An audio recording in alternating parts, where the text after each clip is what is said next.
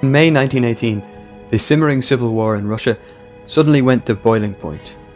The working class was looking west to the danger of German imperialism, not south to the Cossacks or east to Siberia. But in May, twin explosions of revolt occurred in the south and in the east. In a few months, the Soviets lost control over 2/3 of the territory of Russia. These revolts were brought about by three major forces.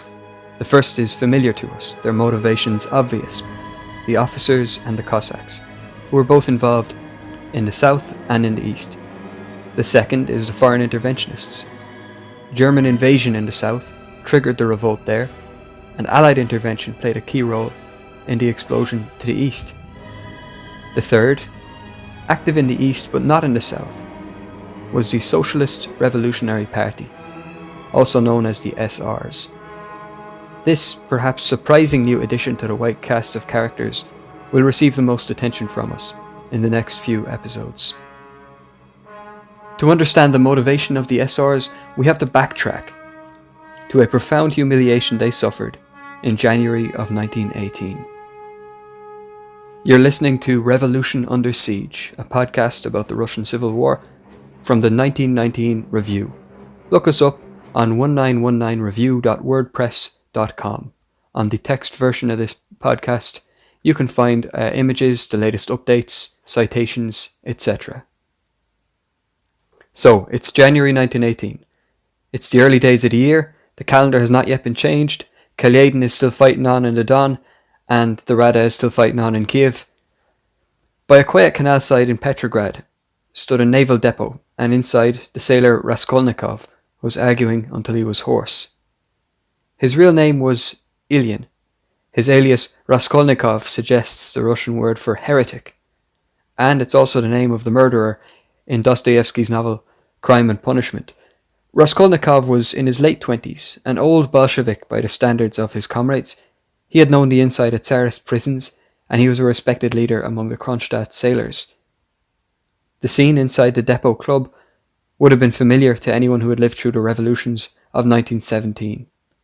A mass meeting of sailors in the dim light of electric lamps, orators on the low platform inciting them to revolt against the government. But the speakers on the platform were not Bolsheviks or anarchists or left SRs.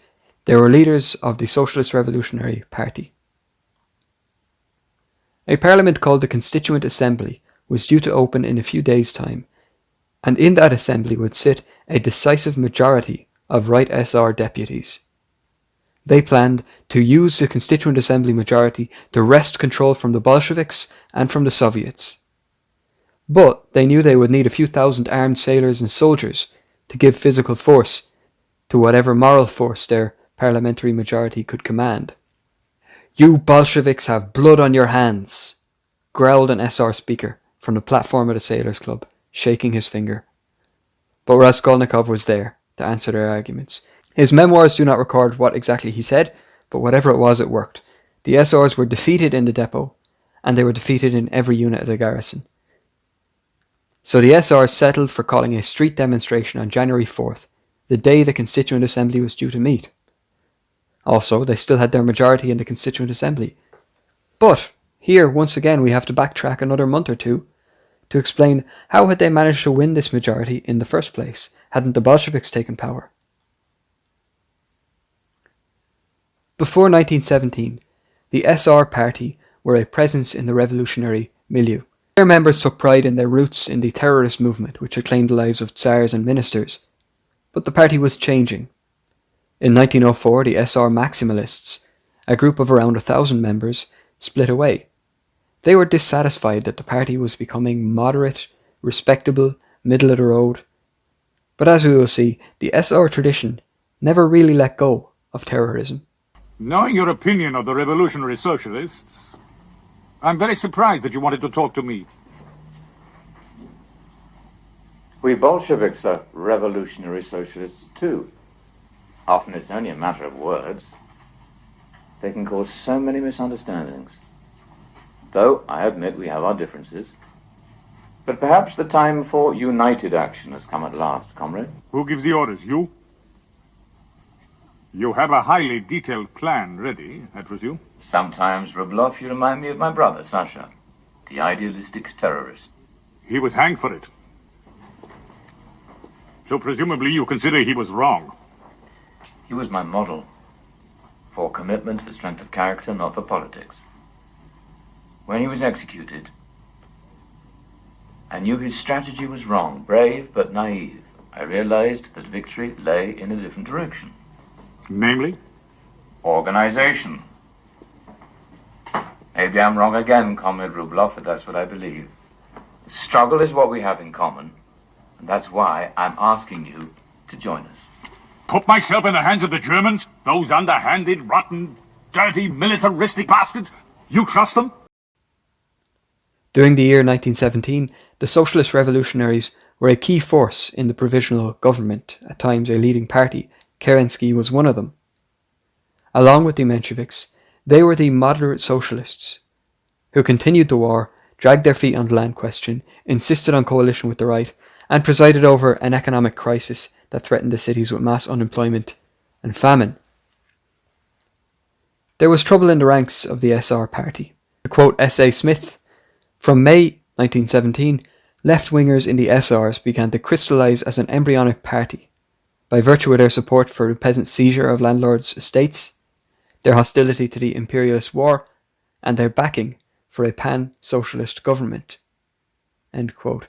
The party now had 700,000 members and, quote, by autumn most party organisations in the provinces had come out in favour of power to the Soviets.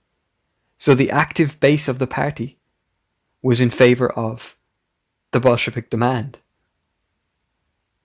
The leader of the left SRs was Maria Spiridonova, whom we met in part 1, whose brutal treatment in prison had shocked the world. Louise Bryant writes, quote, an all-Russian peasants' conference was held in Petrograd shortly after the October Revolution. The majority of the delegates came as right socialist revolutionists. In 3 days they had joined the left wing, had elected Spiridonova president, and had gone over to the Soviets. There were 2 all-Russian peasants' assemblies. Both did the same thing. End quote. Unlike Lenin and the Bolsheviks, the SRs had a severe aversion to splits. As late as October itself, the left and right SRs were still formally in one party, even though they were on opposite sides of the barricades when the revolution came. Kerensky, the last leader of the provisional government, as I said, was a right SR. He sent Krasnov and his Cossacks to attack Petrograd after the October Revolution. Who defended the city? Well, among them was an officer named Muraviev, who defeated the Cossacks and captured Krasnov. This Muraviev was a left SR. I tell this little anecdote because it shows the left and right SRs were literally shooting each other in the streets, but they were doing so under the same banner and formally as part of the same party. The split between left and right SRs did not happen until December 1917. Elections to the Constituent Assembly had already happened. They were held in the weeks after the October Revolution. The Constituent Assembly elections, by the way, were yet another thing that the provisional government had promised but had kept delaying, and which the Bolsheviks delivered a few weeks after taking power. The irony was that the Bolsheviks believed that the Soviets were a superior form of democracy to any parliament, so the demand for Constituent Assembly had been superseded. Nonetheless, they held the elections. They won a very impressive vote in the cities and in the armies, that is, the Bolsheviks. But the SRs were the hands-down winners of the election. They ended up with 39.5%, the Bolsheviks 22.5%, and then other parties were all added up together under 10%. The SRs had by now finally split into left and right by the time the results came in, but in a time of poor literacy and terrible communications, the split was not widely understood by the voters. Even those electors who fully understood it faced a head-scratching question of who to vote for, because in the vast majority of electoral districts, the left and right SRs, who were shooting each other in the streets, were still on the same electoral list. The system of voting for a party list as opposed to an individual candidate operates today in many countries, such as Sweden. It places the emphasis on program rather than individuals. Well, we in the Adder Party are going to fight this campaign on issues, not personalities. Why is that? Because our candidate doesn't have a personality. He hasn't said much about the issues either. But because the left SRs had been so reluctant to split, they had walked into a terrible trap. The electoral lists had been drawn up by the leadership of the SRs back in September, and it massively favoured candidates of the right. If the left SRs had split much earlier, and had time to develop their own profile as an independent party, to develop their own organisation and to draw up their own lists, they might have won the Constituent Assembly election. In the few areas they did stand independently, they performed badly. The SR party had a reputation as fighters for the peasantry, and this reputation was mostly earned by the active base of the party, the left SRs, and as we know, most of the local organisations of the SR party came out in favour of the left. As it was, votes cast for the left SR's programme and record went to elect people diametrically opposed to the left SRs. The right SR's majority did not impress the Bolsheviks or the left SRs, who saw the whole thing as basically a rerun of the provisional government, the same tired bankrupts seizing the chance to impose themselves on the country all over again. The farce of the electoral lists was an additional proof to them of the superiority of Soviet democracy. On the day when the Constituent Assembly met, deputies from left and right alike arrived with pistols in their pockets. The right SRs dominated the proceedings numerically. There were 230 to 240 on the right of the Assembly, as against 100 or so Bolsheviks and only 40 left SRs. It was an ugly day, marked by booing and heckling and tense manoeuvres. The Bolsheviks and left SRs initiated, quote, whistling, uproar, shouts of "get down," rattling and banging of desks, a fearful, inhuman roar and din, a frenzied racket, and loud, piercing whistles, end quote. Meanwhile, a demonstration organised by the right SRs filled the streets outside. During the day, tensions would mount, and at one point sailors opened fire on the crowd, killing several. At that point, the crowd melted away. The left put forward Spiridonova as their candidate for president, but she was easily defeated by the candidate of the right, Viktor Chernov, former agriculture minister in the provisional government. Next, the Bolsheviks proposed their position, that the Constituent Assembly could assume some authority on the condition that it recognized the supremacy of the Soviet. This was the mirror image of the right SR position, that the Soviet could assume some authority as long as it recognized the supremacy of the Constituent Assembly. The Bolsheviks' proposal was defeated by a wide margin, and at that point they and the left SRs walked out of the hall. The meeting went on without the left. For a few hours, the right SR deputies in the hall could fantasize that they were governing and shaping the new Russia, laying the foundations for an orderly, constitutional, capitalist republic. They elected as president Viktor Chernov, who, as we've said, was a right SR, but who had kind of a leftish profile because he had criticized coalition during 1917. But as 5 a.m. approached, a sailor walked up to the podium and asked them to close the meeting, quote, because the guard is tired. On the surface, the remark seemed trivial, but it was rich in possible meanings.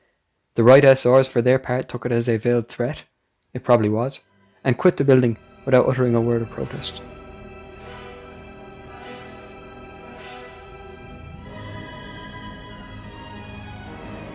The Constituent Assembly never met again. It sank like a stone into the murky water, and the ripples appeared to settle at once.